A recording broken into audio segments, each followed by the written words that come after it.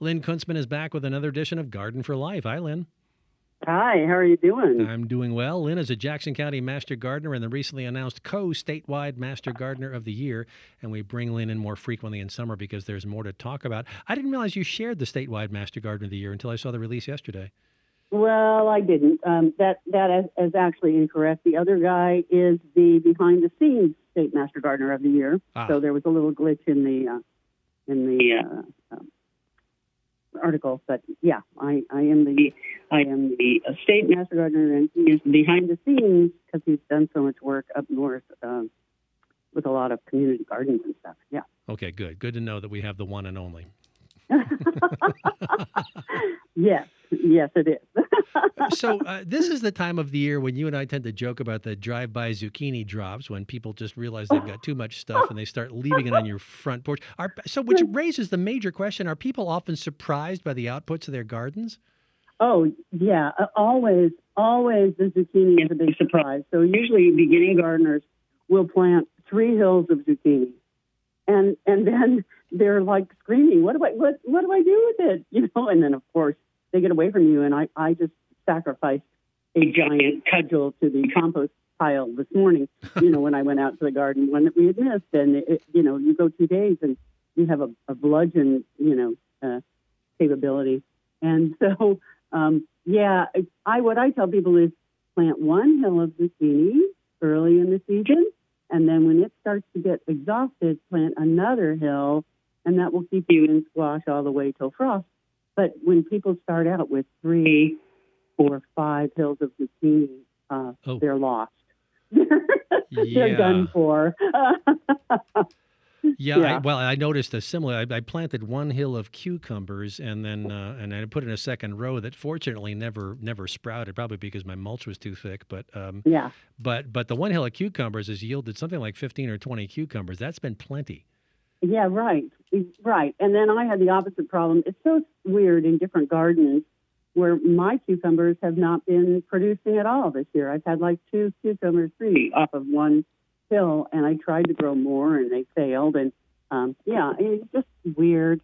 Different gardens, My son next door has more cucumbers than he can deal with, so I steal his. All right, that's how gardening works. You see, you want, you take.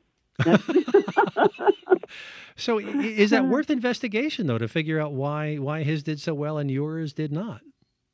Yeah, possibly. I think mine was a little different, a different variety, and it just did not set fruit. And he had the classic Armenian cucumber, and I thought I had Armenian cucumbers, but mine looked a little different, and they might have actually been a cross-up that, got into a seed packet. And anyway, who knows? But mine definitely looked different this year than they ever have in the past, and they were less productive. So, yeah. But I've seen lots of posts online of people saying that their cucumbers aren't setting fruit, and I don't know if that has to do with the heat or watering, regimens, or even the fact that maybe the squash bees are having a harder time this season. And the squash bees are the ones that really pollinate those cucurbits. But all the other things like pumpkins and squash are setting fruit like crazy in my garden. So the squash bees seem to be dealing with those. I don't know what's going on with the cucumbers. I've seen a lot of people asking about those. Huh, that's interesting. Yeah, because like I said, mine might have been fine, but I got I got this gigantic pumpkin vine and exactly 1 pumpkin. Right. Yeah. I mean, there's no telling. And you can always, hand pollinate your pumpkin flowers. I actually gave him a little shake the other day. I was like, come on, guys. Come on, get any more in you? Well, but pumpkins are a little different because the female and the male flowers are different guys. The male flowers have the pollen. The female flowers have the stigma where the pollen needs to get. And if you don't have a bee doing that for you, you can peel back, find the one that has the pollen, peel the petals off, and just take it and dust the female flowers with that pollen. Okay, so basically artificial that's the way to deal with insemination. it. Yeah. Yes, yeah, absolutely. You are the pollinator. Okay. So you can do that. That's a way to do. Yeah, it's different from the tomatoes, which have both male and female naughty bits. on each flower, and if you shake them, they'll do their thing. Pumpkins and squash, all the squash has different sex flowers. These are good things to know. So when you start shaking things or peeling them back, it's best to know exactly what's going on with the plant. Exactly right. Yeah, that's why we have Lynn here. Lynn Kuntzman is Oregon's statewide Master Gardener of the Year and our frequent guest for a segment we call Garden for Life. We are live. We can take your emails to jx@jeffnet.org, J and X at jeffnet with a J.org.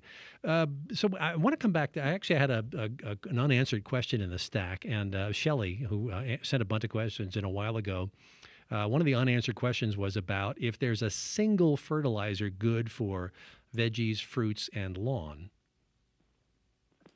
Oh, I don't know. I don't think so. You're trying to do different things. I mean, with veggies and fruits, you're wanting something that has a higher P and K value and not the nitrogen.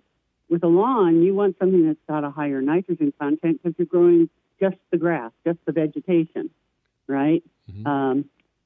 So I think those are very specific. I mean, there's a reason that the fertilizer industry targets specific fertilizers for specific plants. The blueberries and lemon and citrus need high acid fertilizers. Those are very different from the things that you're putting on your tomatoes or your cucumbers or your summer vegetables. So I would really, if you're going to be buying those commercial fertilizers, I would check the NPK levels and make sure that they're targeting the things you want. If you want flowers and fruit, that's P and K. You need to get those numbers higher. And what are the limits again with the organic ones as opposed to the factory built? Most organic fertilizers don't have more than the highest I think I've seen is a 5 maybe. Okay. The numbers look really low. They'll be like 422. The nitrogen will be 4, and the other the P and the K will be 2 or 1. I know that fish emulsion is like a 411. It's mostly for nitrogen. It's mostly for vegetative growth. So yeah, if you want a more chemical-based fertilizer, if you're going to go with those petrochemical fertilizers, then you really need to look at the instructions and follow those instructions carefully so you're not over-fertilizing and sending that material down into streams. Yeah, I'm glad we had that check-in a while back about how to do the weekly, and you said, look at the label, and I did look at the label, and it's like, okay, I was actually putting about the right amount in. I do the weekly. I've turned to my own Fertilizer Friday routine now. And I've been using a 444. I don't know, should I go crazy at some point and reach for a 555? I think the 444 is fine. My vegetables I don't fertilize my vegetables. It's like if they can't get by on the compost and the nutrients in my soil, they're too bad. I'm pretty brutal. And if they can't handle it, they shouldn't be on the road. And so, most gardeners over apply both fertilizers and pesticides of all kinds, fungicides, insecticides, and herbicides. And so those are then problematic in our streams. And so I really encourage people, in fact, we insist that you read the labels and you apply according to the label directions. That is so important.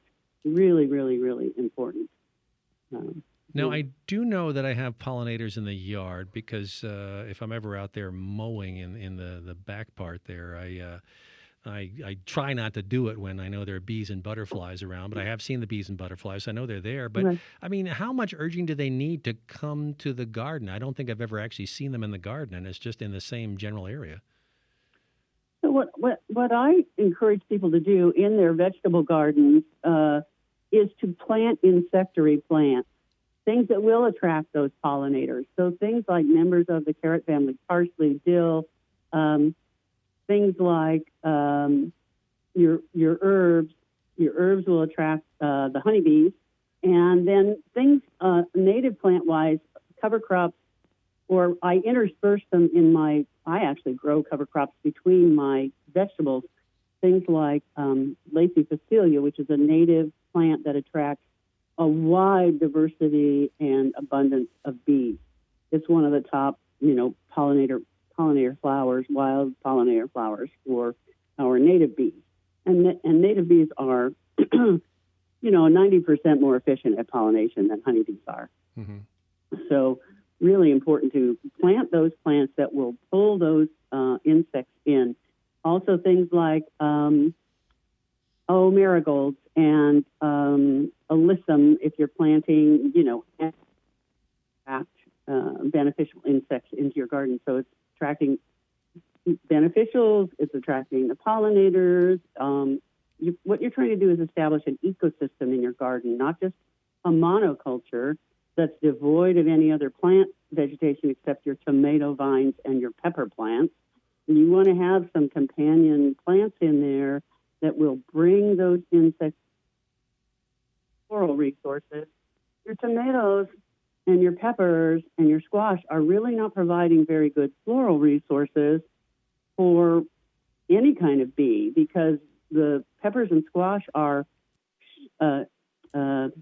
what's the word I want? They have to be shaken, mm-hmm. and that's a bumblebee kind of pollination. So they're going to only attract bumblebees, and the squash, honeybees will visit them, but squash bees need to visit them. So you need other floral resources to attract the other pollinators that you could potentially be getting in your yard. And there are some, as you pointed out, some kinds of flowers and things that then tend to do well with other kinds of fruit-bearing plants? Yeah, sure. I mean, any other plant that has flowers. So things like let your parsley go to flower, uh-huh. right? Let your dill let it bolt. flower. Okay. Mm-hmm. Yeah, it's, if you can plant native lomatiums, or if you have native plants in there that will come back year after year. But alyssum, sweet alyssum is a good attraction plant. It will bring in a lot of small, tiny bees and wasps that will help pollinate your vegetables. Like I said, marigolds, some things like cosmos, or even zinnias. If you put those you can plant them between your tomato vines, and they'll grow up and attract the pollinators that you want in your vegetable crops. And then you're not growing just a monoculture, sure, which is always problematic. I had to remind myself, alyssum is spelled Alyssum, right. So that's the sweet alyssum you're looking for. We did get an email here from Corey in Ashland, who says she's disappointed to have missed your workshop on beneficial insects. Is there a replay available? Certainly hope so. That was a community education class, I think, and so she might be able to go in and find that on our website. And so I don't. Have you given any of those as Zoom sessions? I wonder if I might be able to find one of those to link to. People had to register for that class, so if she didn't register, then she can't get the link. Okay. Because it is up, it is up as a link, but it's to people who paid the $15 fee, and it's, so that's kind of problematic. If she sends me an email, I can send her the slide deck, so she can look at the slide deck, but seeing the presentation is all right. I will, shall I give Corey your email? Sure, yeah. Okay, we'll do. All right, that'll be behind the scenes, and that'll be the end of today's edition of Garden for Life. Lynn Kunzman, Jackson County Master Gardener and statewide Master Gardener of the Year. Thanks as always. Thanks a lot.